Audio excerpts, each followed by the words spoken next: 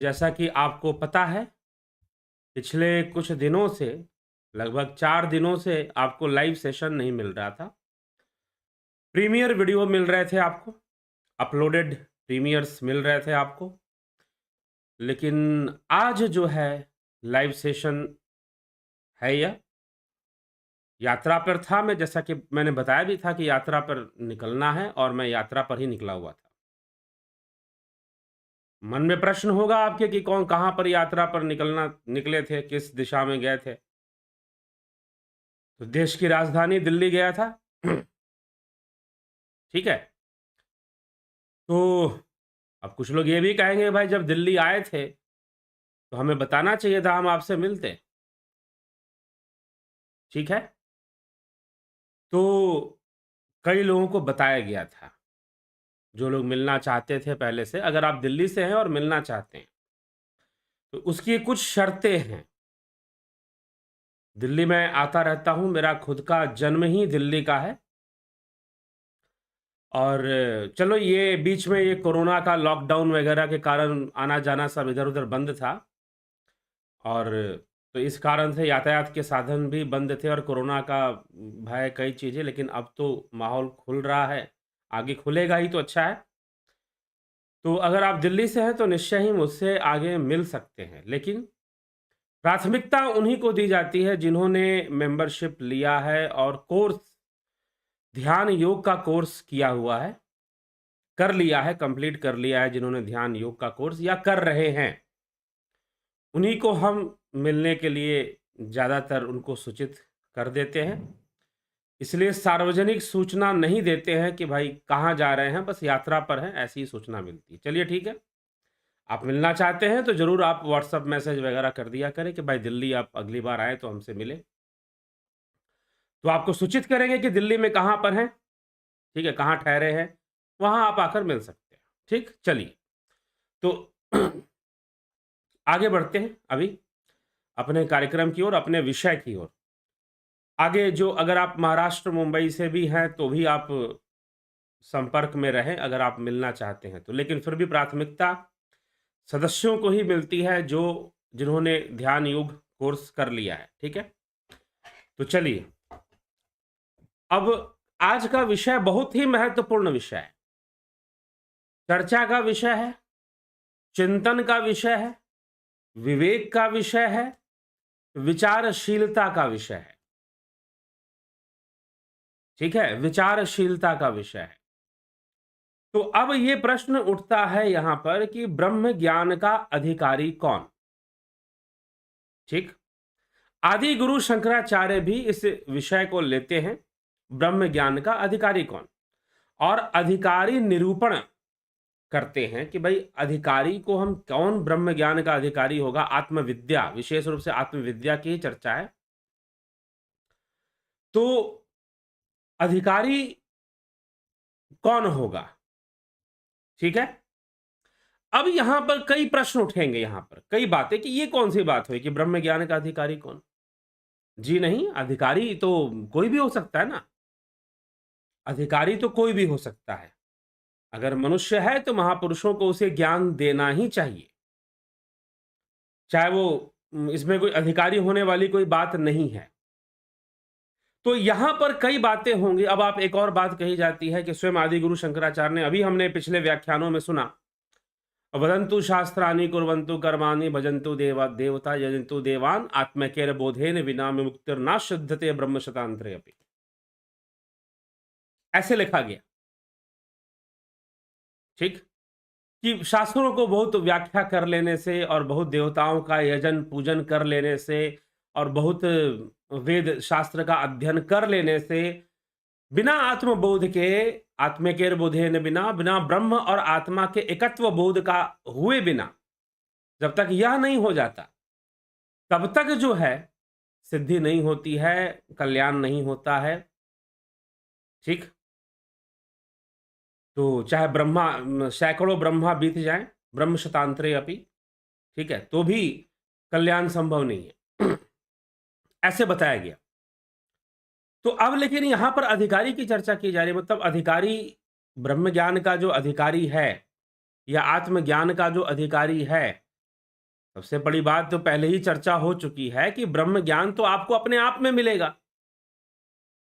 ब्रह्म ज्ञान की प्राप्ति आपको अपने आप में ही होगी। मार्ग देने वाला गुरु होगा, सहयोगी गुरु बनेगा कल्याण में। गुरु अपने मार्ग देगा, गुरु शक्ति देगा, गुरु सहयोगी बनेगा। तो जो बहुत लंबा रास्ता है, कई जन्मों में जो पूरा होना है, वो जल्दी होगा। फिर ये गुरु से लाभ मिलेगा। तो यह बात तो सही है, यह बात तो सही है। लेकिन क्या गुरु किसी को मार्ग देंगे तो क्या अधिकारी देखकर देंगे कि भाई उसका ये अधिकारी है या नहीं है, उसका योग्य है, इसके अंदर कोई पात्रता है कि नहीं है, योग्यता है कि नहीं है? देखो, दिया तो किसी को भी जा सकता है, दिया जो है वो किसी को भी जा सकता है, ऐसी बात नहीं है। आप अध्यात्म ज्ञान का या फिर ब्रह्म ज्ञान का मार्ग चाहते हैं, ध्यान योग का मार्ग चाहते हैं, आत्मविद्या का मार्ग चाहते हैं, पराविद्या का मार्ग चाहते हैं, आप मार्ग आपको मिल सकता है। लेकिन प्राप्त किसे होगा? आत्मज्ञान प्राप्त किसे होगा? ब्रह्म ज्ञान प्राप्त किसे होगा? तो यहां पर आदि गुरु शंकराचार्य इसकी चर्चा कर रहे हैं कि अधिकारी कौन है। तो वो क्या कहते हैं? अधिकारीणमाशस्ते फल सिद्धिर विशेषता उपाया देश कालाध्या संत्यस्मिन सहकारिण। विशेषतः जो इसका अधिकारी है उसी की फल सिद्धि होती है। देश काल आदि उपाय भी उसमें सहायक अवश्य होते हैं। विशेषतः अधिकारी को ही फल सिद्धि होती है, अर्थात जो इस ज्ञान मार्ग पर चलने की योग्यता रखता है, जो ध्यान योग करने की योग्यता रखता है, उसी की फल सिद्धि होती है। सबकी फल सिद्धि नहीं हो पाती है, यही तो विडंबना है। मार्ग मिल भी जाएगा तो कर पाओगे या कर लोगे यह जरूरी नहीं। अगर मार्ग मिल भी गया तो कर पाओगे, उस मार्ग पे चल पाओगे यह जरूरी नहीं। और मार्ग पे चलना क्या है? क्या बाहर का दिखावा? हाँ, गुरु जी का लॉकेट लटकाए हुए, हाँ भाई ये तो मार्ग पे चल रहा है। गुरु जी का लॉकेट लटकाकर यह प्रमाणित नहीं हो जाएगा कि आप मार्ग पे चल रहे हैं, या साधु वेश धारण करने से यह प्रमाणित नहीं हो जाएगा कि आप मार्ग पे चल रहे हैं। मार्ग पे चलना आपकी निजी जिम्मेदारी है। मार्ग पे चलना आपकी निजी जिम्मेदारी, आपको चलना है। आप जब तक अपनी जिम्मेदारी नहीं लेंगे तब तक कोई गुरु आपके लिए कोई कुछ कर नहीं पाएगा। ये संभव नहीं कि कोई गुरु जी आपके लिए कोई कुछ कर पाए जब तक आप अपनी जिम्मेदारी नहीं लेंगे। तो अधिकारी इसीलिए अधिकारी बन जाता है, योग्यता का महत्व होता है। लेकिन फिर प्रश्न यह भी आ जाता है, यहां पर एक तर्क आ जाता है, कई सारी बातें अभी कॉन्ट्राडिक्टरी आएंगी इस चर्चा में। अब आपको आदि गुरु शंकराचार्य की बातों में ही आपको कॉन्फ्लिक्ट दिखना शुरू हो जाएगा। भाई पहले ही कह दिया उन्होंने, शुरुआत में ही कह दिया, वदंतु शास्त्राणि कुर्वन्तु कर्माणि। ना शास्त्रों का अध्ययन, ना शास्त्रों की व्याख्या सुनने से, ना वाचने से, ना देवताओं के पूजन से, ना यजन से, इन सब से कुछ नहीं होता। बिना आत्मा ब्रह्म आत्मा के एकत्व बोध से ही मुक्ति सिद्ध होती है। ये तो उन्होंने पहले ही कह दिया है। तो फिर अब ये अधिकारी वाली बात क्यों आ रही है? तो अब आगे सुनते हैं। लेकिन मार्ग मिल सकता है। आदि गुरु शंकराचार्य कह रहे हैं कि मार्ग तो मिल ही सकता है, लेकिन फल सिद्धि अधिकारी को ही होगा। फल जो है अधिकारी को ही प्राप्त होगा। ब्रह्म स्थिति या ब्रह्म भाव, ब्रह्म सद्भाव, उत्तमो ब्रह्म सद्भाव, जो श्रेष्ठ उत्तम ब्रह्म सद्भाव है वह तो अधिकारी को ही प्राप्त होता है, सबको प्राप्त नहीं होता। मार्ग मिल जाने से क्या हो जाए? एडमिशन तो कई लोगों को मिल जाता है, लेकिन पास होकर अच्छे नंबरों से पास होना बहुत कम लोगों के लिए संभव हो पाता है। ठीक है। तो इसीलिए यहां पर अधिकारी की चर्चा की जा रही है। तो कह रहे हैं आदि गुरु शंकराचार्य की विशेषता अधिकारी को ही फल सिद्धि होती है। देश काल और उपाय भी उसमें सहायक अवश्य होते हैं। देश काल और उपाय, तीन चीजें आपकी साधना में, आपकी उपासना में। अगर आप ध्यान योग के साधक हैं और यदि आपने इस चैनल के माध्यम से ध्यान योग सीखा है, ध्यान योग का कोर्स किया है, सन मेंबरशिप एंड जुपिटर मेंबरशिप अगर आपने किया है, तो उसमें भी इसकी व्याख्या है कि जी हां, कई उपाय बताए गए हैं। उपाय सहयोग पहुंचाते हैं, देश और काल भी सहयोग पहुंचाते हैं। आप किस देश में रहते हैं, किस माहौल में रहते हैं और काल कौन सा है, समय कौन सा चल रहा है, ठीक है। इनका भी सहयोग प्राप्त होता है साधक को, मार्गी को, जो मार्गी है, जो ब्रह्म ज्ञान का मार्गी है, ध्यान योग का जो मार्गी है, तो उसका सहयोग देश और काल और उपाय, उपाय मतलब टेक्निक्स, ध्यान की गहराई में उतरने के लिए जो उपाय, जो विधियां, जो टेक्निक्स यूज की जाती हैं, उनका भी सहयोग होता है। ये यहां पर आदि गुरु शंकराचार्य समझा रहे हैं। तो एक तरफ पहले बोला गया, यह निश्चय रूप से बोला गया कि वदंतु शास्त्राणि कुर्वन्तु कर्माणि या भजन्तु देवता यजन्तु देवान, ये सब बातें बोली भाई। ना तो बहुत सारे शास्त्र पढ़ लेने से या बहुत सारे वाच लेने से नहीं हो जाता कुछ।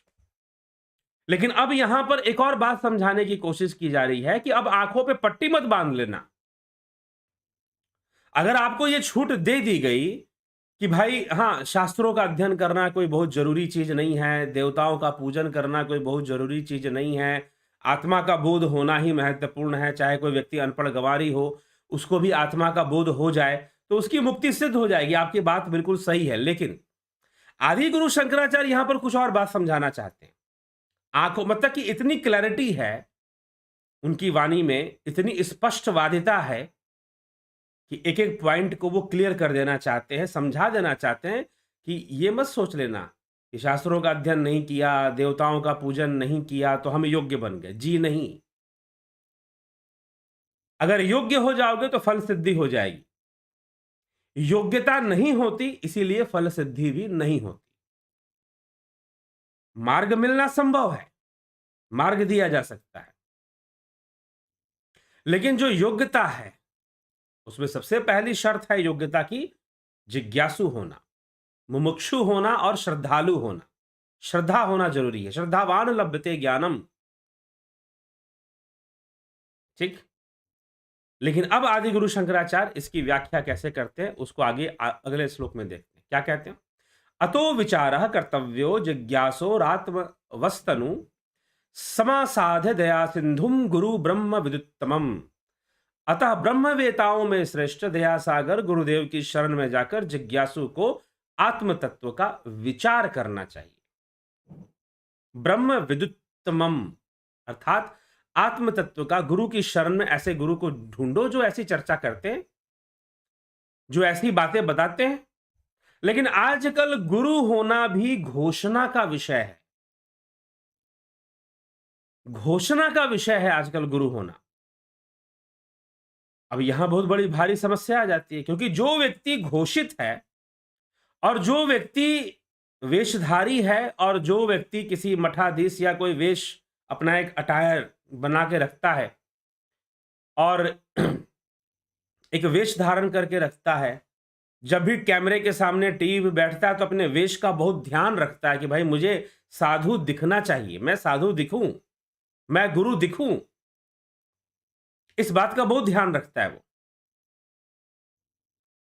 तो आप उसे गुरु मान लेंगे और समाज में हजारों लोग उसे गुरु कह रहे होंगे और आप भी उसे गुरु मान लेंगे, क्योंकि बाहर से सारी कंडीशन फुलफिल होते हैं, वेश धारण करना और बाकी चीजें। बस यहीं पर तो गड़बड़ हो जाता है। यही आदि गुरु शंकराचार्य कहते हैं कि जी नहीं, जो चर्चा कर सके, जो आपको विचार दे सके, नंबर 1 पे तो विचार ही है, जो उस तरह का विचार दे पाए, समझा पाए, जो ब्रह्म वेता हो, जो ब्रह्म के ऊपर विचार देने में सक्षम हो और भी उपनिषदीय ढंग से विचार दे, शास्त्र सम्मत ढंग से विचार दे, जबरदस्ती का विचार न थोपे। ये इसके लिए भी हमें अब यहां पर इंपॉर्टेंस आ जाएगा ना अध्ययन का। एक तरफ तो कहा गया कि बिना अध्ययन के भी आपको आत्मज्ञान हो सकता है, आपकी मुक्ति हो सकती है, परंतु यहां पर अब अध्ययन का भी इंपॉर्टेंस आ जाएगा। यहां पर अब अध्ययन भी महत्वपूर्ण हो जाएगा। भाई जब तुमको अध्ययन ही नहीं है तुम्हारे पास, कि शास्त्र गुरु के विषय में, ज्ञान के विषय में क्या-क्या कह रहे हैं, तो तुम कैसे पकड़ोगे कि भाई जो गुरु जी सामने से बता रहे हैं, वो सही बता रहे हैं या गलत बता रहे हैं? ये बात पकड़ में कैसे आएगी फिर? ठीक? तो ये यहाँ पर फिर समस्या आ जाती है। तो इसलिए एक अध्ययन का महत्व भी अपने आप बन जाता है। अब आगे क्या कहते हैं? भाई ब्रह्मवेत्ता किसी गुरु की शरण में जाओ और उससे विचार करो। क्या करो? पहले विचार विमर्श करो। ये नहीं कि गुरु जी ने कहा कि आ बेटा तेरे को भगवान दिखा देता हूँ, प्रकट कर देता हूँ तेरे भीतर और हाँ जी करो, जल्दी करो। नहीं, पहले आप विचार विमर्श करिए। पहले आप गुरु के साथ थोड़ा विचार विमर्श करिए। फिर क्या कहा जा रहा है? मेधावी पुरुषो विद्वानु हापोह विचक्षण अधिकार्यात्म विद्या मुक्त लक्षण लक्षितः, अर्थात जो बुद्धिमान हो, मेधावी हो, मेधा युक्त हो, पुरुषो विद्वानुहा पोह विचक्षण, जो विद्वान हो और साथ ही साथ तर्क वितर्क में कुशल हो, ऐसे लक्षणों वाला पुरुष ही आत्मविद्या का अधिकारी होता है।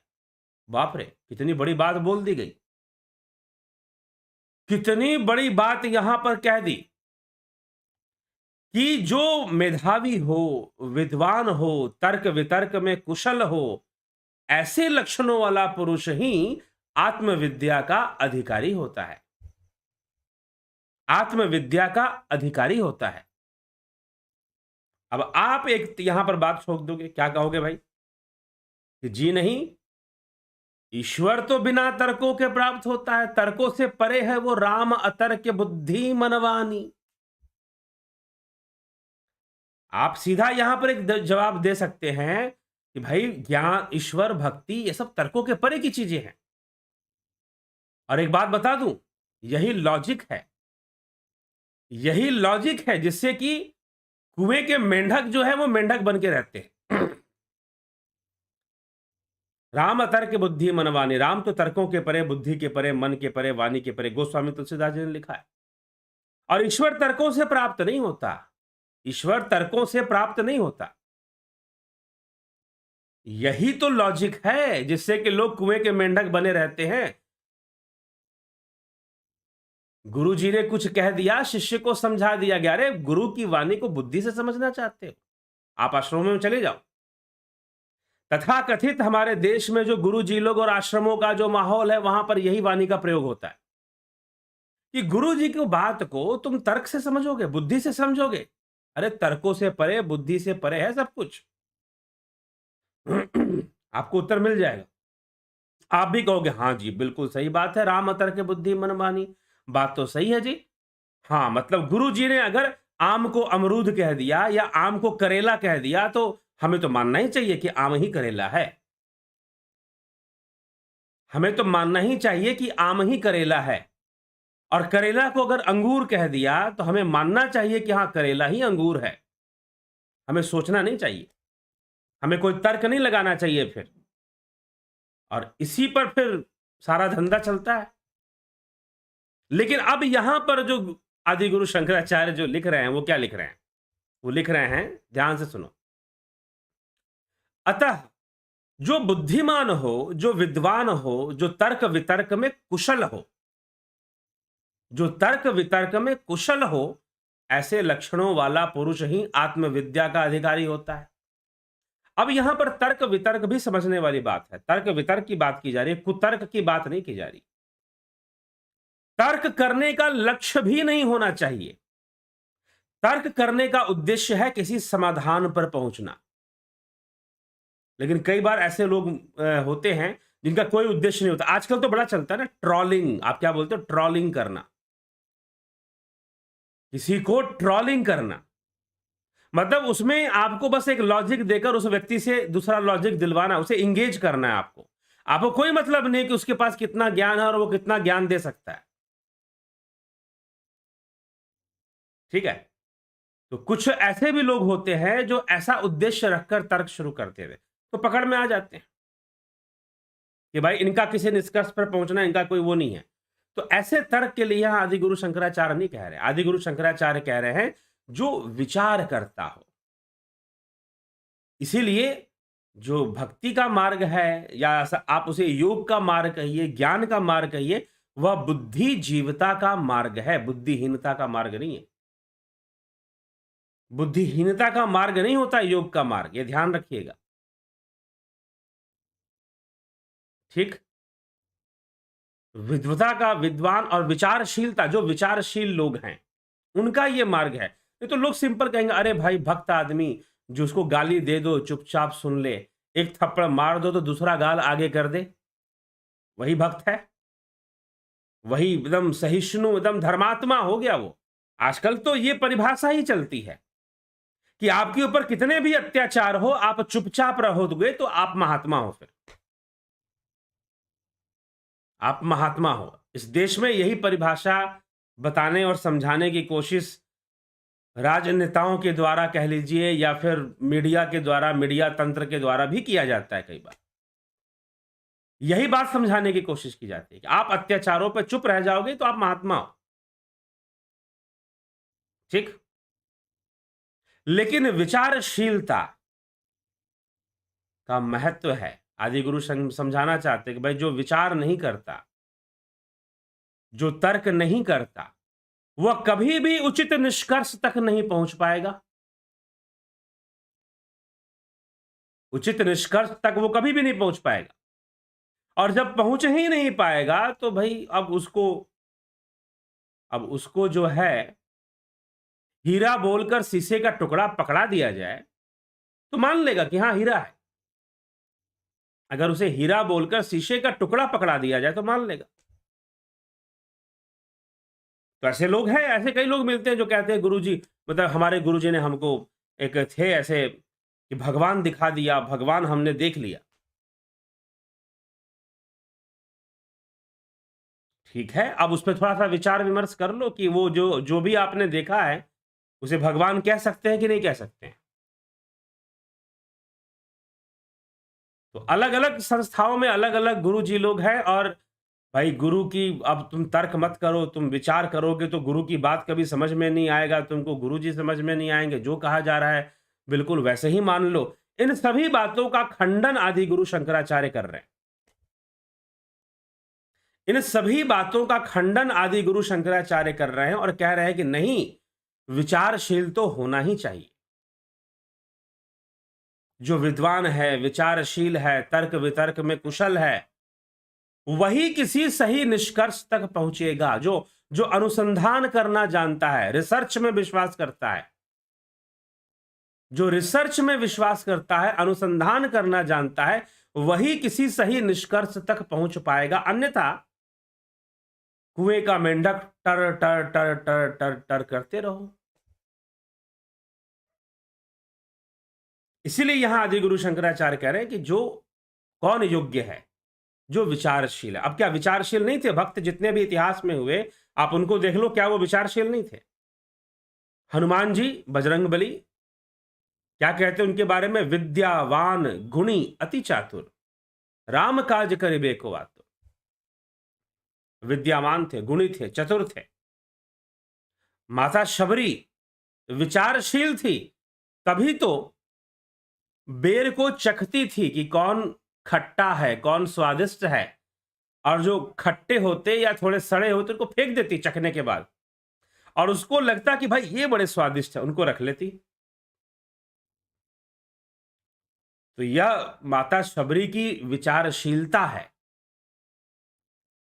तो जो विचारशील नहीं है, जो सोचता, इसलिए ये मत समझिएगा कि योग करना, भक्ति करना यह तो बड़े भोले लोगों का काम है जी। जो बहुत बड़े भोले होते हैं वो कर पाएंगे भक्ति, जी नहीं। गांवों में क्या होता है ना, जो आदमी बिल्कुल ना बोलता हो, कम बोलता हो, और दो चार गाली उली उसको दे दो तो चुपचाप सुन लेता हो, कोई प्रत्युत्तर ना देता हो, कभी ना देता हो, जैसा खाने को दे दो वैसा खा लेता हो, एकदम चुपचाप शांत बन के ऐसे रहता हो, तो लोग, सारे गांव वाले बोलेंगे भगत आदमी है। गांव वाले बोलेंगे भाई भगत आदमी है। जी नहीं, ऐसे नहीं कोई भगत बन जाता। विद्यावान गुणी अति चातुर, चतुराई। और यहां पर तो चतुराई किसके साथ, ये भी ध्यान रखिए, माया के साथ। माया के साथ निपटने के लिए चतुराई चाहिए, ठीक है, नहीं तो फंस जाते हैं लोग। लोग यहां माया को भोगने में, माया को प्राप्त करने में चतुराई दिखाते नहीं, इससे बचने के लिए उससे भी ज्यादा चतुराई चाहिए। जितनी समझदारी, जितनी चतुराई आपको करोड़पति, करोड़पति, अरबपति बनने में चाहिए, उससे कई गुना ज्यादा चतुराई और समझदारी इस माया से निपटने के लिए चाहिए। उस ईश्वर तक पहुंचने के लिए कई गुना ज्यादा चतुराई चाहिए।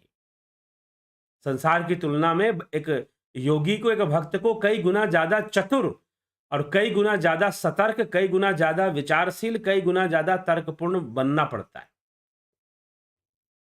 नहीं तो यह माया ही अनेकों तर्क दे देती है कि भाई ऐसे नहीं, ऐसे कर लो, वैसे नहीं, वैसे कर लो। ठीक है, इसलिए आदि गुरु शंकराचार्य कह रहे हैं कि जी नहीं, जो तर्क वितर्क में कुशल है, जो विचारशील है, जो विवेकशील है, जो चिंतन करता है, यह कह देने से बात, हां, राम अतर्क बुद्धि मन मानी, बात सही है, राम परे है ना, राम तर्क बुद्धि और मनवानी से परे है, लेकिन यह भी तो एक तर्क है। आप जब ये कहते हो कि राम बुद्धि मनवानी से परे है, तो यह भी एक अपने आप में तर्क हो गया। तो उस निष्कर्ष तक, आप सही निष्कर्ष तक पहुंच पाओ, इसके लिए आपको विचार विमर्श तो करना ही पड़ेगा, विचारशीलता तो करनी ही पड़ेगी और अनुसंधान भी करना पड़ेगा। साधना के द्वारा अनुसंधान करते हुए आगे बढ़ना पड़ेगा और शास्त्र अध्ययन के द्वारा भी अनुसंधान करना चाहिए। दोनों को लेकर हम साथ में चलते हैं तो बहुत अच्छी समझ विकसित हो जाती है।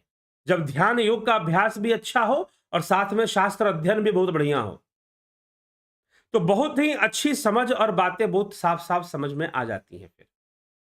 लेकिन अब जिनको लोगों को गुलाम बनाना है मानसिक रूप से, भक्ति के नाम पर, श्रद्धा के नाम पर, तो वो क्या करेंगे, वो ऐसी बातें नहीं समझा पाएंगे आपको। ये वाला श्लोक तो छोड़ देंगे, वो विवेक चूड़ामणि में से बहुत सारा श्लोक निकालेंगे, अपने मतलब का निकाल लेंगे, अपने मतलब का निकाल लेंगे वो, और बाकी सारी बातें छोड़ देंगे वैसे की वैसे ही। भाई उससे हमारा क्या मतलब, उससे हमारा मतलब, और पब्लिक, उनको पता है कि जो लोग हमें सुनते हैं वो शास्त्र अध्ययन तो करते नहीं है, और जब करते नहीं है तो हमें पकड़ भी नहीं पाएंगे और हमारी बात को मान लेंगे।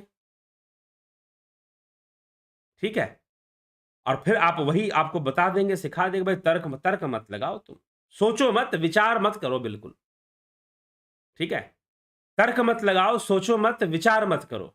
और यहां पर आदि गुरु शंकराचार्य क्या लिख रहे हैं, लिख रहे हैं, जो बुद्धिमान हो, विद्वान हो, तर्क वितर्क में कुशल हो, ऐसे लक्षणों वाले पुरुष ही आत्मविद्या का अधिकारी बन पाता है।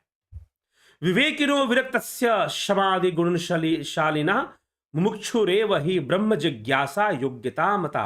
अब दूसरी योग्यता, वह योग्यता बता रहे हैं कि ब्रह्म विद्या का योग्य कौन है।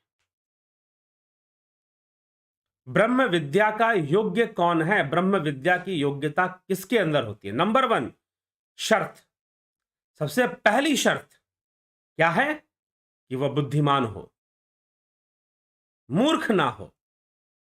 ठीक है, और मूर्ख कौन हो सकता है, मूर्खता की कोई सीमा नहीं होती है।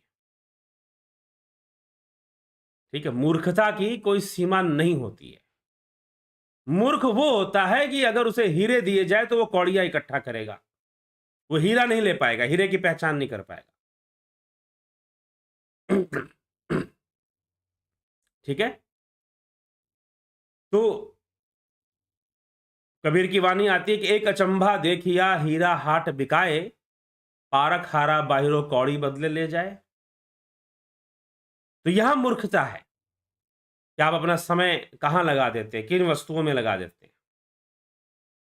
तो आदिगुरु शंकराचार्य सबसे पहली शर्त रखते हैं, जो प्रथम कंडीशन है कि आपके अंदर ब्रह्म विद्या की योग्यता है, यह तभी है जब आप बुद्धिमान हैं, आप विचारशील हैं, आप तर्क वितर्क में कुशल हैं। अगर आप हैं तो यह पहली योग्यता है, यह होना अनिवार्य है, यह होना जरूरी है। This is the first condition कि आप ब्रह्म विद्या के अधिकारी हैं। क्योंकि अगर आपको मिल भी गया, कोई फल मिलने वाला नहीं है। अगर ये कंडीशंस आपके साथ नहीं हैं तो कोई फल आसानी से प्राप्त होने वाला नहीं है। अब आगे चलते हैं, अब अगला कंडीशन जो इससे भी ज्यादा महत्वपूर्ण है, वो क्या कहते हैं? विवेकिनो विरक्तस्य, जो सद विवेक से परिपूर्ण है, जो विवेकी है, निर्णय शक्ति उसकी बहुत अच्छी है। दूसरा, वैराग्यवान है, शम दम से संपन्न है, षट संपत्ति युक्ता, शम दम गुणशालीन, अर्थात जिसके अंदर शम दम और गुण और शालीनता है, अर्थात अभ्यासी है, जो इंद्रिय नियंत्रण रखने वाला है, जो अपने इंद्रियों को कहीं भी बहने नहीं देता। ठीक है? और जो इस प्रकार से रखने वाला है, वैराग्यवान है, अभ्यासी है, प्रैक्टिस में विश्वास करता है, निरंतर अपने अभ्यास में लगा रहता है, छोड़ता नहीं है, हार नहीं मानता। जो क्योंकि ये समझ लीजिएगा, संसार की वस्तुओं को उपलब्ध करने में जितनी तीव्र इच्छा चाहिए आपको पूरी दुनिया पर राज करने के लिए जितनी तीव्र इच्छा चाहिए, प्रधानमंत्री बनने के लिए, अमेरिका का प्रेसिडेंट बनने के लिए जितनी तीव्र इच्छा चाहिए और जितना कोशिश प्रयास चाहिए, उससे कहीं ज्यादा तीव्र इच्छा इस चीज के लिए चाहिए। बस इस चीज में लाभ यह है कि यह आपके भीतर ही है, आपके बाहर कुछ भी नहीं है, भीतर ही भीतर प्राप्त हो जाता है। यही है इसकी विशेषता, यही इसमें सहजता है। परंतु संकल्प, विचार शक्ति, अभ्यास करने की शक्ति, वैराग्यवान होना, और सबसे बड़ी चीज आदि गुरु शंकराचार्य कहते हैं, जो सबसे बड़ी चीज है वह क्या है? कि वह मुमुक्षु होना चाहिए। मुमुक्षु रेव ही ब्रह्म जिज्ञासा योग्यता मता। मुमुक्षु हो उसी में ब्रह्म जिज्ञासा की योग्यता मानी गई है।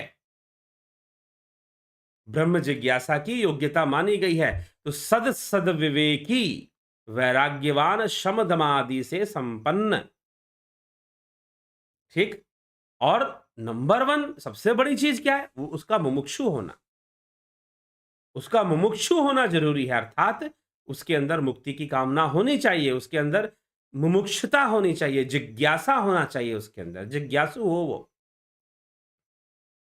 तो इतने सारे कंडीशंस हैं, इतने सारे कंडीशंस हैं। पहले तो लिख दिया कि जो बुद्धिमान हो, पहले तो वो कंडीशन कई बताई जा रही है कि वो ऐसे सदगुरु की शरण में जाए जो इसका जानकार हो। ये पूरी कहानी जो आदि गुरु शंकराचार्य ने दी है, 1, 14, 15, 16, 17, 4 श्लोकों में दे दिए।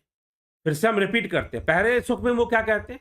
पहले श्लोक में वो कहते हैं कि अधिकारिण माशास्ते फल सिद्धि विशेषतः, अर्थात कि जो अधिकारी है उसी में फल सिद्धि होगी। देश काल और आदि जो उपाय हैं, और भी कई उपाय, वह सहायक अवश्य होते हैं, उनकी सहायता मिलती है, लेकिन जो अधिकारी है फल सिद्धि उसी में होगी। अगली बात, अतो विचारः कर्तव्यो जिज्ञासोरात्मना वस्तुना सामासाद दया सिंधु गुरुम ब्रह्म विदुत्तमम्, अर्थात अतः जो ब्रह्मवेताओं में भी श्रेष्ठ दया सागर गुरुदेव हैं, जो ब्रह्म की चर्चा करने वाले और ऐसे मार्ग के बारे में बताने वाले हैं, उनके पास जाकर आत्म तत्व का विचार करना चाहिए। मतलब उनके साथ बैठकर थोड़ा विचार विमर्श करना चाहिए, आत्म तत्व पे चर्चा करना चाहिए। फिर कहते हैं इसके बाद जो बुद्धिमान हो, विद्वान हो, तर्क वितर्क में कुशल हो, ऐसे लक्षणों वाला पुरुष ही आत्मविद्या का अधिकारी बनता है। फिर कहते हैं जो विवेकी हो, सद विवेकी हो, विवेकी नहीं सद विवेकी हो, वैराग्यवान हो, शम दम से संपन्न हो, और सबसे जरूरी चीज कि वह मुमुक्षु हो, तो उसी में ब्रह्म विद्या की योग्यता मानी गई है। उसी में ब्रह्म विद्या की योग्यता मानी गई है, उसी में ब्रह्म ज्ञान की योग्यता मानी गई है।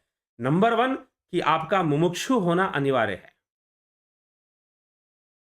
उसके बाद आप चलते जाइए। अब आदिगुरु शंकराचार्य ने छोटे से बड़े को लिया है, लेकिन हम बड़े से छोटे की ओर चलते हैं। नंबर 1 मुमुक्षु होना, उसका number 1 first condition, number 1 condition है कि मुमुक्षु होना जरूरी है। दूसरा चीज विवेकी हो, विवेकी हो, शम दम संपन्न हो, वैराग्यवान हो, तो वो बहुत जल्दी से तेजी से विकास करेगा ध्यान योग के मार्ग पर, आत्मविद्या के, ब्रह्म विद्या के मार्ग पर। ये सब गुण हो तो और अच्छी बात है। और फिर साथ ही साथ वह बुद्धिमान हो, विचारशील हो, तर्क वितर्क में भी कुशल हो, मूर्खतापूर्ण तर्क ना करे, मात्र बात को बढ़ाने के लिए तर्क ना करे, तर्क करे किसी निष्कर्ष पर पहुंचने के लिए, किसी निष्कर्ष पर पहुंचने के लिए वो तर्क करे। ठीक है? तो इसीलिए यह सारी योग्यता, ये सारे अधिकार बताए गए हैं ब्रह्म विद्या के, जिसमें कि नंबर 1 जिज्ञासु होना जरूरी है, मुमुक्षु होना जरूरी है। आप जिज्ञासु बने। इसी आप सोचेंगे, कई लोग मुझसे एक बार अभी किसी से चर्चा चल रही थी, तो उन्होंने कहा कि गुरुजी आपने ये कहा कि यह जो ध्यान योग है, यह जो आध्यात्मिक ज्ञान का विषय जो आप बताते हैं, ध्यान योग का कोर्स करवाते हैं, यह अनमोल है, इसका कोई मोल नहीं है, इसका कोई मोल नहीं है, सिर काट के भी दे दिया जाए तो सस्ता है, समझ लो। कुछ ऐसी बात आप मतलब कि कही गई है, शास्त्रों के अंदर भी कही गई हैं, लेकिन आपने यहां पर यह जो ज्ञान आप दे रहे हैं या कोर्स करवा रहे हैं, तो आप कुछ शुल्क रखते हैं, 2000 4000 रुपए आप शुल्क रखते हैं, और शुल्क रखकर ही आप प्रदान करते हैं। जी हां, सही बात है। शुल्क भी वही देगा जो जिज्ञासु है, दूसरा कौन देगा? ठीक। और यह पौराणिक नियम है, वैदिक नियम है दक्षिणा का, दक्षिणा का। तो वो तो करना ही पड़ेगा ना, वो बिना किए कैसे होगा? ठीक है। अब वो देखो कितनी बातें कट रही हैं यहां पर। आजकल गुरु आश्रमों के अंदर शिष्यों के बीच में यही बहुत ज्यादा प्रचार है कि अरे हमारे गुरु जी कोई भेदभाव नहीं देखते, कोई भी हो अनपढ़ गंवार सबको ज्ञान देते हैं, सबको वो करते हैं, और सबको भगवान दिखा देते हैं, सबका हो जाता है काम, और श्रद्धा भक्ति होनी चाहिए, और गुरु की आज्ञा में आंख बंद करके चलना चाहिए, कोई विचार करने की जरूरत नहीं है, तर्क करोगे तो फिर तो तुम बर्बाद हो जाओगे।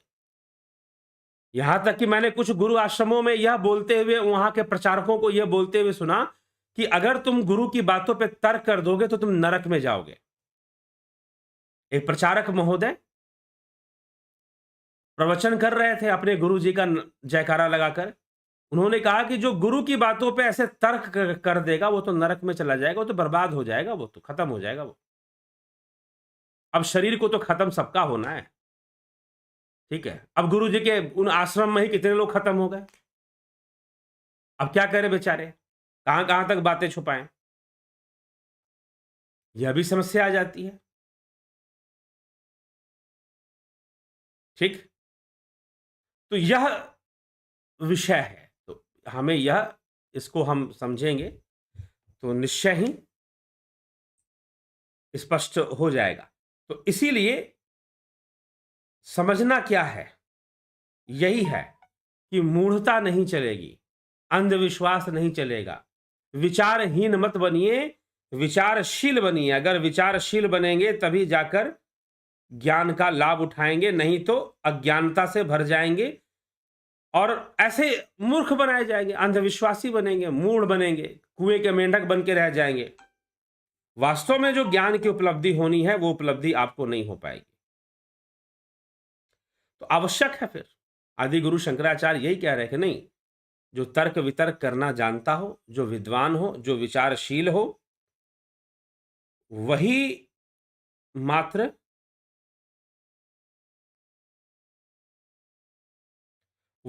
आगे बढ़ सकता है ज्ञान के मार्ग पर, अध्यात्म के मार्ग पर।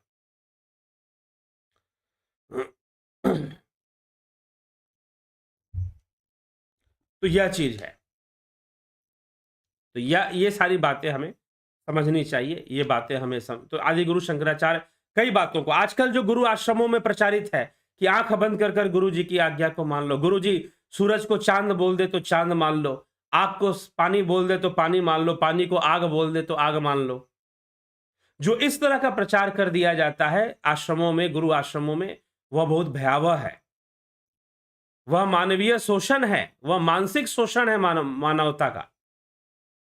और क्या करे मनुष्य मजबूर, उसको कुछ ऐसी ही बातें समझा दी गई, 2-4 चौपाइयां, 2-4 श्लोक ही सुनाए गए, पूरी बात तो सुनाई नहीं गई।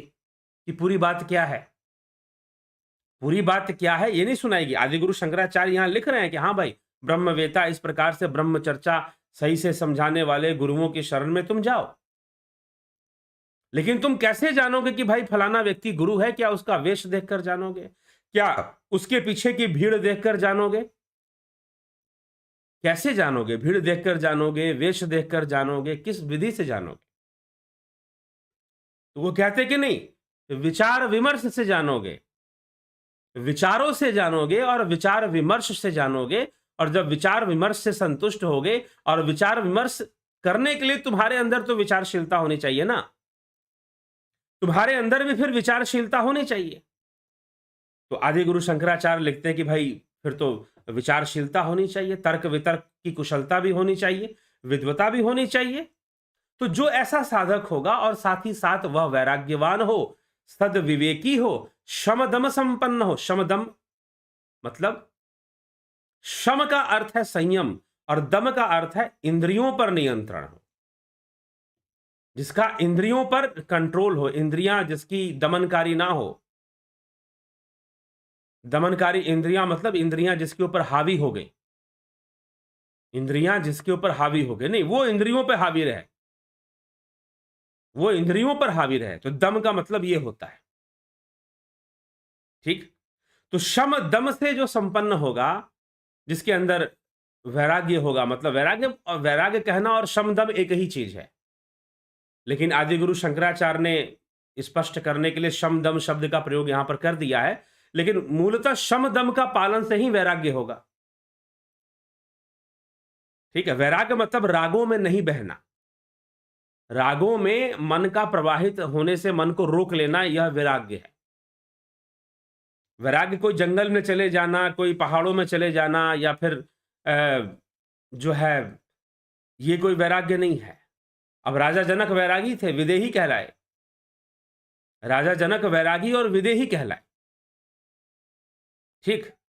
तो वैरागी सही मायनों में वैरागी होने की बात यहां पर की गई है। सद्विवेकी होना, तर्कशील होना, तर्क वितर्क में कुशल होना, विचारवान होना। जो विचारवान नहीं है भाई, किसी ने कुछ भी समझा दिया, आओ बेटा, आजकल तो ये है ना, गुरु बनाने के चक्कर में क्या है आजकल,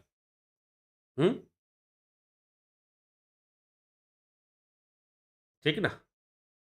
तो कई बातें, कई वानियां लोग सुनाते हैं कि कन्ना मन्ना तुर, तू मेरा चेला मैं तेरा गुर, 1.25 रुपया धर तू जी चाहे मर, ऐसे सुनाया जाता है कि भाई तू अपना 1.25 रुपया धर, मंत्र मैं तुझे देता हूं, कान फूंकता हूं तेरा, और तू अब जा, अब तू जा, जी चाहे मर, जो भी हो तेरा। तो विचारशीलता नहीं है, गुरु बनाने के मामले में विचारशीलता की कमी है। जेठानी ने गुरु बनाई तो चलो हम भी बना लेते हैं, पड़ोसी ने गुरु बनाई तो चलो हम भी बना लेते हैं। अरे भाई, ऐसे कोई गुरु बनाता है क्या? डॉक्टर ऐसे ही करते हो क्या? डॉक्टर जब आपको बनाना है, डॉक्टर के पास जाना है, तो ऐसे ही करोगे? नहीं, जिसकी दवाई से बीमारी दूर होगी उसी को तो, उसी के पास जाओगे ना। जिसकी दवाई से बीमारी दूर होगी वही तो डॉक्टर बनाओगे, उसी को तो, उसी के पास जाओगे। तो गुरु बनाने में ऐसा क्यों कि जेठानी ने, चलो गुरु तो होना ही चाहिए किसी को, क्योंकि गुरु के बिना मुक्ति नहीं मिलेगी। जाएंगे वैकुंठ में तो वहां पर उनके द्वारपाल पूछेंगे विष्णु जी के, भाई गुरु बनाया है कि नहीं बनाया है, और अगर गुरु नहीं बनाया है तो प्रवेश नहीं देंगे। वो बड़े बेवकूफ, वो अपने अपनी कैटेगरी में आपने उनको गिन लिया, द्वारपालों को, ठीक है। तो समस्या यहां पर है सारी, विचारशीलता की कमी है। जब ज्ञान की ओर आगे बढ़ना है, गुरु की ओर आगे बढ़ना है, तो विचारशीलता की कमी है। भीड़ भाड़ में गुरु बना लिया आपने, भीड़ को देखकर गुरु बना लिया आपने, चमत्कारों को नमस्कार कर दिया आपने, चमत्कारों को नमस्कार कर दिया। आपके अंदर कोई विचारशीलता नहीं, और सामने से उपदेश भी यही दिया गया, अरे गुरु जी की बातों में दिमाग मत लगाना, पाप लगेगा। गुरु जी की बातों में दिमाग मत लगाना, गुरु जी की बातों में तर्क वितर्क मत करना, पाप लगेगा तुमको, सीधा बोल दिया गया आपको। यही बात आपको समझा दी गई और आप समझ के बैठ गए, आप भी बन गए कुएं के मेंढक और टर टर करना शुरू कर दिए बाकी चेलों के साथ, ठीक है। तो वही बात है, आपस में ही एक दूसरे की प्रशंसा करने लगे, आपस में ही एक दूसरे को ब्रह्म ज्ञानी घोषित करने लगे, आपस में ही एक दूसरे को ब्रह्म ज्ञानी घोषित करने लगे आप। ठीक है? तो यह समस्या आ जाती है फिर। गुरु बनाइए, अच्छी बात है, लेकिन अपनी विचारशीलता, अपनी बुद्धिमत्ता का प्रयोग करने से किसने मना किया है? सही निष्कर्ष पे पहुँचिए, सही व्यक्ति के पास पहुँचिए, तो सही ज्ञान मिलेगा और सही उपलब्धि होगी। सुखदेव मुनि के मन में कभी विचार भी नहीं आया था कि राजा जनक उनके गुरु हो जाएंगे। लेकिन वेद व्यास जी ने कहा कि इसके संशय ऐसे दूर नहीं होने वाले। यह संशय से भरा हुआ है और राजा जनक ही इसका संशय दूर कर सकते हैं। और सुखदेव मुनि को वहीं पर भेजा कि जाओ भैया, अगर तुम्हें ज्ञान चाहिए, अगर तुम्हें ज्ञान चाहिए तो जाओ राजा जनक के पास जाओ। उन्हीं के पास भेज दिया। ठीक है? तो इसीलिए विचारशीलता जरूरी है, तर्कपूर्णता जरूरी है, विचार विमर्श करना जरूरी है। आंख बंद कर कर नहीं ये सब होता है, फिर मूर्खता होगी और फिर आप ठगे जाओगे। ठगे जाओगे तो बोलोगे गुरुजी ने ठग लिया। तो सोचना चाहिए था ना पहले। पहले सोचना चाहिए था ना इस विषय को। नहीं, वो चाहते हैं घुमाना आपको अपने पीछे, आप भी घूमना चाहते हो। चले गए दोनों, एक हाथ से ताली नहीं बजती। एक हाथ से ताली थोड़ी ना बन जाएगी, एक को दोषी थोड़ी ना दे सकते हो। आप भी कहीं न कहीं तैयार होते हो। आप भी तैयार रहते हैं। तो ये सारी बातें हैं। तो आदि गुरु शंकराचार्य, मैं यही कहना चाहूँगा कि इस विषय में जब भी आपको गुरु बनाना है और ज्ञान, आध्यात्मिक ज्ञान की ओर बढ़ना है, तो निश्चय ही विचार विमर्श करना चाहिए। हाँ, व्यर्थ के भी विचार विमर्श नहीं करने चाहिए, जो अन्यथा ही हम किसी और डायरेक्शन में जा रहे हैं। जी नहीं, विचार विमर्श करना चाहिए। इसलिए मैं भी यहाँ पर आप लोग विचार विमर्श करते हैं, तर्क देते हैं, उस पे चर्चा मैं अवश्य कर देता हूँ, उन तर्कों के ऊपर। ठीक है? अवश्य चर्चा कर देता हूँ, लेकिन कई बार ये देखता हूँ कि व्यक्ति को कुछ करना नहीं है विचार विमर्श, बस कुछ बातों को खींचना है। तो जब 1 दिन, 2 दिन, 3 दिन, 4 दिन देखा कि फलाने महोदय जो है मात्र बातों को खींचना चाहते हैं, तो भाई ठीक है, अपनी जगह पे रहिए आप। अपनी जगह पे रहिए। इसीलिए अब ये जो है कि सोचो मत, विचार मत करो, ये कहां से आया? ये अब्राहमिक थॉट से आया। Abrahamic thought, do not think.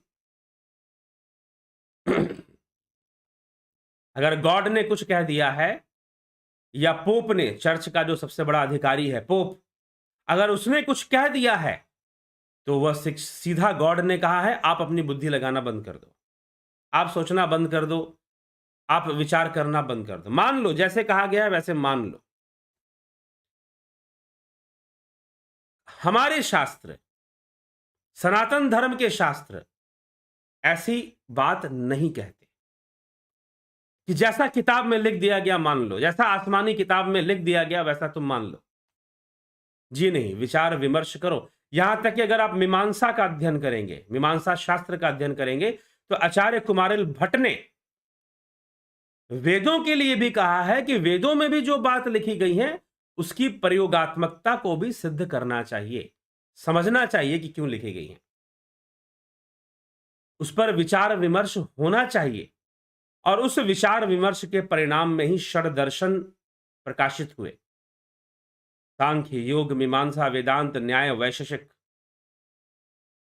विचार विमर्श की प्रक्रिया से ही षड दर्शन जो है प्रकाशित हो पाए। 6 फिलॉसफी जिसको इंडियन फिलॉसफी बोलते हैं, वैदिक फिलॉसफी जिसको बोलते हैं। ठीक है?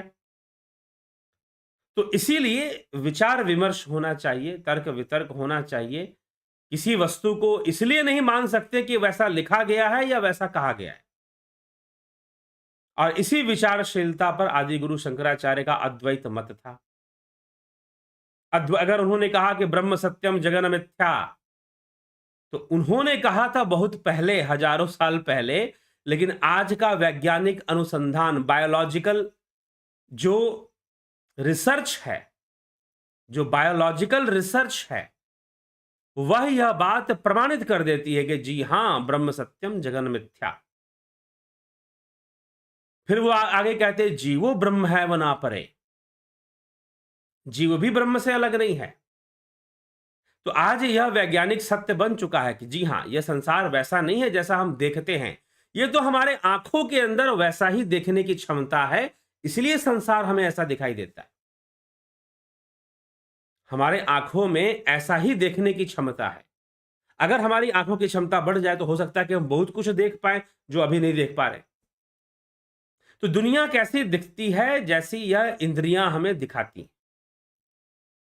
जैसी ये इंद्रियाँ हमें दिखाती हैं, वैसी ही दुनिया हम देखते हैं। लेकिन दुनिया में बहुत कुछ है जो शायद इंद्रियाँ उनका अनुभव नहीं करती हैं। उनके अंदर वो अनुभव क्षमता नहीं है। तो इसी कारण से ब्रह्म सत्यम जगन मिथ्या प्रमाणित होता है कि जगत तो मिथ्या है। मिथ्या कहने का मतलब भ्रम है। मतलब कि उसका मूल, उसका वास्तविक स्वरूप ना देखकर कुछ और ही दिखाई दे रहा है, कुछ और ही नजर आ रहा है, इसलिए मिथ्या है। मिथ्या का मतलब असत्य नहीं होता। पहले भी मैं चर्चा इस विषय पर कर चुका हूं, सत्य, असत्य और मिथ्या, इन तीनों में क्या अंतर। आप उस वीडियो को देख सकते हैं, सत्य, असत्य और मिथ्या क्या है। ठीक। तो विचारशीलता होनी चाहिए। आदि गुरु शंकराचार्य कहते हैं बुद्धिमता होनी चाहिए, विद्वता होनी चाहिए, तर्क वितर्क में कुशल होना चाहिए। मुमुक्षु होना तो सबसे नंबर 1 पे है कि वो जिज्ञासु होना चाहिए ब्रह्म विद्या का। मुमुक्षु होना चाहिए, शम दम से संपन्न हो, वैराग्यवान हो, तो निश्चय ही वो ब्रह्म विद्या का फल होता है। अगर उसे, ऐसे व्यक्ति को अगर ब्रह्म विद्या मिलता है, ऐसे व्यक्ति को अगर ध्यान योग मिलता है, तो वो शीघ्रता से विकसित कर जाता है और विकसित कर कर फल को भी प्राप्त कर लेता है। नहीं तो कई जन्म लग जाते हैं, फिर तो साधना करते रहो, ठीक है, आगे बढ़ते रहो। और कहीं ऐसे गुरु के चक्कर में पड़ गया जिसने टर्टर करना सिखा दिया, तो साधना वादना भी छूट जाएगी और टर्टर ही करते रहोगे सारी जिंदगी। ठीक है। और ये आपको समझा दिया जाएगा, आपके दिमाग में भर दिया जाएगा, भाई गुरुजी ने अगर पानी को आग बोल दिया तो तुम भी आग बोल दो, पानी को पत्थर बोल दिया तो तुम भी पत्थर बोल दो। ये आपको, आपके दिमाग में भर दिया जाएगा। अब आप विचार कीजिए आप किस दिशा में जाएंगे। इसलिए बचिए, रक्षा कीजिए अपनी। ठीक है। हमारे गुरुजी और एक खास प्रकार का अभिमान, स्वाभिमान आपके अंदर भर दिया जाएगा, कर्तव्य दे दिया जाएगा आपको। ठीक है। तो फिर आप वहां पर बंधन में आ जाएंगे और बंधन में आकर आप खुद भी फंसे रहेंगे और कई लोगों को फंसा के रखेंगे, क्योंकि आपको टर टर करने के लिए अकेले कैसे करेंगे, कई लोग चाहिए ना टर टर करने के लिए। ठीक है। तो गुरु जी कहते हैं कि प्रचार करो, तुम टर टर करो, खुद टर टर करो और दूसरों से भी टर टर ही करवा लो। तो ये प्रक्रिया चलनी शुरू हो जाती है। तो इसीलिए आदि गुरु शंकराचार्य ने यहाँ पर विशेष रूप से विचारशीलता, विवेक, तर्क वितर्क की क्षमता, इन सब बातों पर ध्यान दिया है। ऐसा व्यक्ति अधिकारी है, वो तेजी से ज्ञान मार्ग पर आगे बढ़ पाता है। ठीक है। तो चलिए आगे चलते हैं, आपके कमेंट्स देख लेते हैं, आप क्या क्या कहते हैं, कौन क्या क्या बोल रहा है। बबीता धीमान जी, बहुत बहुत अभिनंदन आपका। सविता नायक जी, हरिओम तत्सत। सविता नायक जी, जगत नारायण जी, बहुत अभिनंदन है। भूप सिंह खीचर, अवनी प्रधान, रमेश पेशवानी, रूपलाल विश्वकर्मा, राम निवास मीना, चितरंजन बरुआ, राधे श्याम दीक्षित, श्रेय और प्रेय मनुष्य के पास आते हैं, विचारशील पुरुष सब ओर से उनको परखता है और उनमें विवेक करता है। वह ज्ञानी पुरुष प्रेय की अपेक्षा श्रेय का ही वर्ण करता है। बिल्कुल सही बात, बिल्कुल सही बात। अनिल कुमार जी, ज्योति दत्ता जी, बलवंत सिंह गोहिल जी, रूपलाल विश्वकर्मा जी, कुलदीप कुमार जी, हे देव, ईश्वर प्राप्ति ही मानव जन्म के परम उद्देश्य है। तो कलयुग की समाप्ति के बाद सतयुग में सभी को ईश्वर प्राप्ति होगी क्या? ऐसा किसने कह दिया? ऐसा किसने कह दिया? सतयुग में बहुत सारे लोग ईश्वर प्राप्ति के मार्ग पर चल पड़ेंगे, जो कि आज नहीं चल रहे। ठीक है। और जब मार्ग पे चलेंगे तो यह भी बात सही है कि ज्यादातर लोगों की प्राप्त भी होगी, फिर संख्या बढ़ जाएगी प्राप्त होने की, ये भी होगा। लेकिन सबको हो जाएगा ऐसा कभी नहीं होता। ठीक है। और ईश्वर प्राप्ति का क्या मतलब है? मोक्ष। ईश्वर प्राप्ति तो लक्ष्य भी नहीं है ना। सनातन धर्म में मोक्ष ही लक्ष्य है, सनातन धर्म में मुक्ति ही लक्ष्य है। ठीक, वो प्राप्त होगा। अवनी प्रधान जी, विमला शाह जी, रोमेश चोपड़ा जी, माधुरी कोले जी, एसके मिन्हास जी, एके भट्ट जी, प्रणाम गुरु जी। देव उठनी 11 की महत्ता पर भी बताएं। देव उठनी, अब चलिए इस विषय को नहीं लिया है आज। ठीक, तो देव उठनी 11 जो एकादशी है आज, एकादशी का देखिए बहुत महत्व है और इसमें कथा, कई कथाएं आती हैं। तुलसी विवाह की भी कथा आती है और फिर साथ ही साथ इसके अंदर आपको जो है आज से शादी ब्याह शुरू हो जाता है। आज के दिन भी ब्याह होती है, लगन होता है, शादियाँ होती हैं। तो और दूसरा क्या है कि राजा अम्बरीश की कथा आती है एकादशी के अवसर पर, लोग उसको भी सुनते हैं कि किस प्रकार से राजा अम्बरीक ने एकादशी का व्रत रखा था और व्रत का पारण करने का समय हो रहा था। दुर्वासा ऋषि आ गए थे और दुर्वासा ऋषि बहुत समय लगा रहे थे, तो उन्होंने जल ग्रहण किया क्योंकि व्रत पारण का जो मुहूर्त था वो निकल रहा था। तो इसीलिए राजा अम्बरीश ने जल ग्रहण कर लिया था कि चलो ऋषिवर आएंगे तो इनको भोजन कराकर ही मैं भोजन करूंगा, लेकिन जल तो मैं ग्रहण कर लेता हूं। मुहूर्त का महत्व है। तो इस प्रकार से दुर्वासा ने देखा कि भाई इसने व्रत तोड़ दिया बिना हमें भोजन कराए, बिना हमारा सत्कार किए। अब आपने इतना देर कर दिया कि मुहूर्त खत्म हो रहा था, तो मुहूर्त खत्म हो गया तब वो पहुंचे। दुर्वासा को क्रोध आ गया, उन्होंने अपनी एक जटा से एक राक्षसी प्रकट कर दी और उसे कहा कि जा इसका वध करके आ। और वो जैसे ही वध करने के लिए गई तो कहते हैं कि पीछे से भगवान का जो सुदर्शन चक्र था वो आ गया और उस राक्षसी को उसने मार दिया और दुर्वासा के पीछे पड़ गया। दुर्वासा तीनों लोकों में भागते रहे, लेकिन वो चक्र जो था सुदर्शन वो पीछा नहीं छोड़ता है। वो माफी मांगते हैं, क्षमा मांगते हैं भगवान विष्णु से, कहते हैं कि नहीं मुझसे क्षमा मांगने से नहीं होगा, जाकर मेरे भक्त से क्षमा मांगो, राजा अम्बरीश से क्षमा मांगो। और उनको अंततः राजा से क्षमा मांगनी पड़ती है, तब जाकर यह दोष कटता है और उनकी रक्षा होती है। तो एकादशी में मतलब महत्वपूर्ण तो योग है, ईमानदारी आपकी निजी विषय है। आप अपने ज्ञान के मार्ग पर, भक्ति के मार्ग पर, आप अपने कर्मों में ईमानदार हैं, यह आपका निजी विषय है। नहीं है तो नुकसान आप ही को झेलना, और किसको झेलना है। ठीक है, चलिए। कमलेश खैरनर जी, अर्जुन चौहान जी, कलेंद्र सेठ जी, गणेश पवार जी, जलाराम रायका जी, रमया रामा जी, सोमनाथ शिंदे जी, गौतम दास जी, कन्हाई कुमार जी, स्मिता सावंत, अर्जुन पाटिल, अरविंद कुमार, पिंटू वासवा, मुकेश प्रसाद, बहुत अभिनंदन। संदीप अरोड़ा, दशरथ भाई ठाकुर, अभिनंदन है। ज्ञावली शर्मा, सुरेंद्र कड़ियान, मुल्के राम, जय सदगुरुदेव साहब बंदगी, अजीत व्रत, जय सच्चिदानंद गुरु जी, ओम तत्सत। आप सत्य कह रहे हो, माया बहुत ही चतुर है, तो क्या परमात्मा के निर्गुण नेम के संपर्क में होने से माया की चतुराई नहीं चलेगी? नहीं चलेगी। उदय शंकर, जय श्री कृष्ण। भगवान श्री कृष्ण गीता में कहते हैं कि चित्त को रोकने की अपेक्षा ज्ञान श्रेष्ठ है, और ज्ञान की अपेक्षा ध्यान श्रेष्ठ है, और ध्यान की अपेक्षा समर्पण श्रेष्ठ है। ठीक है, कुल मिलाकर सब एक ही बात है। समर्पण क्या है ये बताइए। हमने कह दिया कि हम भगवान को समर्पित हो गए, तो क्या समर्पित हो गए?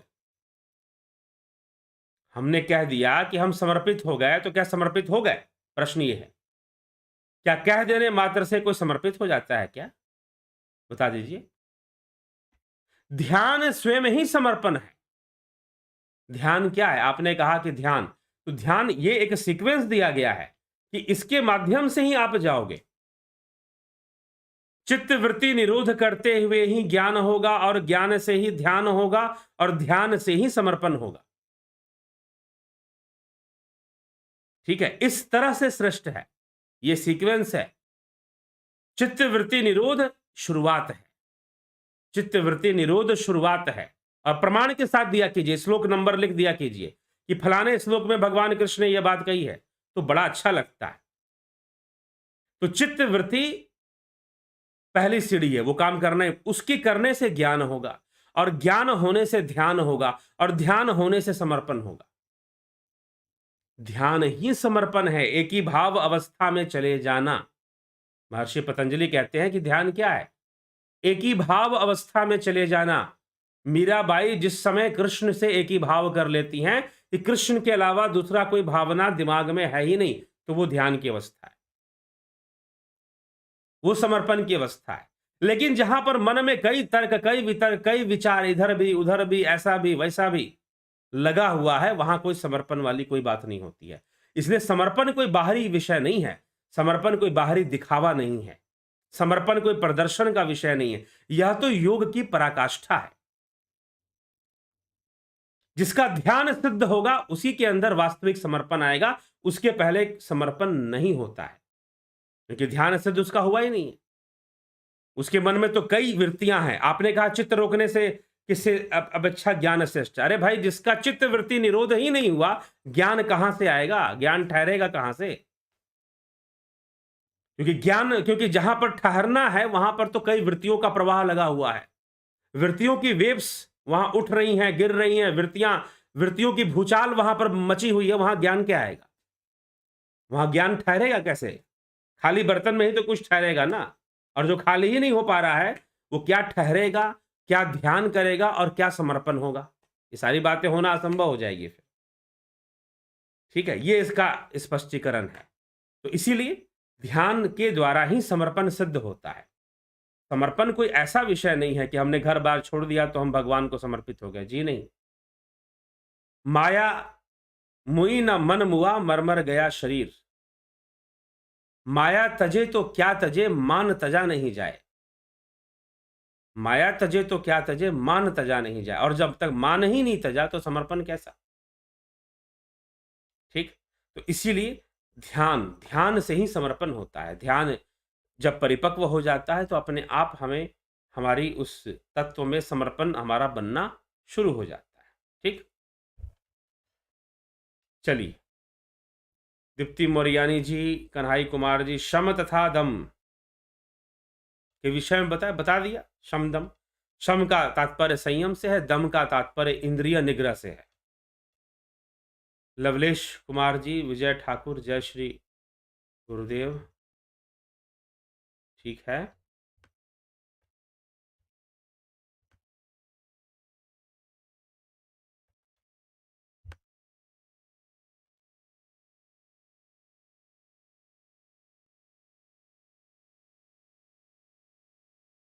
सोमनाथ शिंदे जी,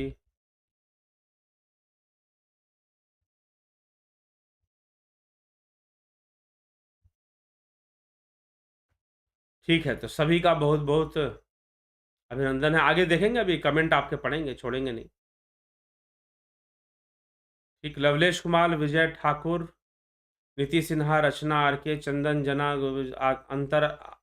अंतमर चेतन शरीर से होता है। जब कोई सराह पिता है तो उसका चेतना का पराह क्यों नहीं रूप?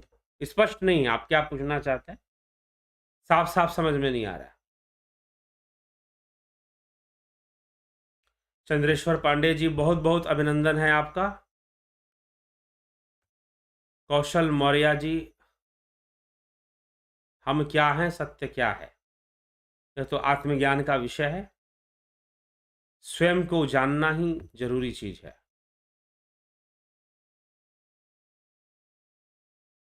प्रणाम महोदय। Alpa Patel ji, your words removed my question.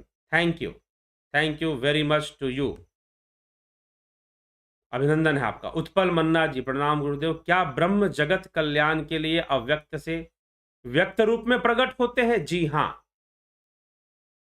ठीक है, ब्रह्म जगत कल्याण के लिए अव्यक्त से व्यक्त रूप में प्रकट होते हैं। संपूर्ण संसार ही उनका व्यक्त रूप है। संपूर्ण संसार ही उनका व्यक्त रूप है। और व्यक्त रूप है क्या? इंद्रियों का विषय। हम इंद्रिय विषय को ही व्यक्त रूप कहते हैं। तो संपूर्ण संसार ही उनका व्यक्त रूप है, ऐसे समझना चाहिए। ठीक। तो चलिए, इसी के साथ विचारों को विराम देंगे और कल फिर से आदि गुरु शंकराचार्य बहुत सारे विषयों, ऐसे विषय आएंगी विवेक चूड़ामणि में जो कि आपको सोचने पर विवश कर देंगी कि भाई हमें कैसे सोचना चाहिए, किस तरह से बातों को हमें समझना चाहिए, सोचना चाहिए। ठीक है। तो बहुत ही अच्छी बात है। चलिए आगे बढ़ते हैं और कल फिर 9 बजे लाइव चर्चा को आगे बढ़ाते हुए मैं आपके सामने आऊँगा और विचार करेंगे। आज थोड़ा थका हुआ हूँ, टायर्ड हूँ थोड़ा सा, क्योंकि यात्रा कर कर आज ही लौटा हूँ। यात्रा से कई भाई मेरे यहाँ पर आज लाइव सेशन में हैं जो मुझे दिल्ली में मिले हैं। ठीक है। तो निश्चय ही अब बहुत एक और सूचना मैं आपको दे देता हूँ कि दिल्ली वासियों के लिए, जो लोग दिल्ली से चैनल देखते हैं, व्याख्यान को सुनते हैं और समझने का प्रयास करते हैं, ध्यान योग का जो ऑफलाइन कोर्स है ध्यान योग का जो ऑफलाइन कोर्स है वो दिल्ली में शुरू होगा, ठीक है? ध्यान योग का ऑफलाइन, ऑनलाइन तो आप चलो ऑनलाइन कर रहे हो, बहुत अच्छी बात है, लेकिन ऑफलाइन कोर्स, जो लोग ऑफलाइन करना चाहते हैं, आमने-सामने बैठकर कोर्स करना चाहते हैं, उनकी व्यवस्था भी दिल्ली में कर दी जाएगी। अभी कब से, अभी हम समय और मतलब कि आपको दिनांक नहीं दे सकते, डेट नहीं दे सकते, तारीख नहीं बता सकते कि किस तारीख से होगा। लेकिन अगर आप इच्छुक हैं तो कर उसके लिए भी आप प्रयासरत हो सकते हैं, नहीं तो ऑनलाइन तो चल ही रहा है, ऑनलाइन करिए, उसका पूरा-पूरा लाभ उठाइए। अगला ऑनलाइन सेशन कब से शुरू होगा? 29 तारीख से, 29 नवंबर से शुरू होगा, ठीक? चलिए, हाँ, काफ़ी लोगों के जो लाइव सेशंस हैं, लाइव क्लास जो चलती है वो पेंडिंग है, वो जल्द ही होगी। यात्रा के कारण वह भी पेंडिंग रह गई है, तो वो भी जल्द होगी, ठीक है? तो ये सब सारी चीज़ें हैं और 29 तारीख से अगला live session, live online class जो है 29 तारीख से अगला शुरू होगा। उसके लिए जॉइनिंग के लिए, उसको जॉइन करना चाहते हैं, वो कुछ ही दिनों में उसकी जॉइनिंग भी शुरू कर देंगे, ठीक है? उसके लिए आपको बता दिया जाएगा कि हाँ, जॉइनिंग शुरू है, आप जॉइन कर सकते हैं। तो चलिए, तो इसी के साथ आज के इस सभा को यहाँ हम विश्राम देंगे और कल फिर 9 बजे यहाँ मिलेंगे, एकत्र होंगे और चर्चा को आगे बढ़ाएँगे। तो बहुत-बहुत आभार आप सभी का जुड़े रहने के लिए, बने रहने के लिए।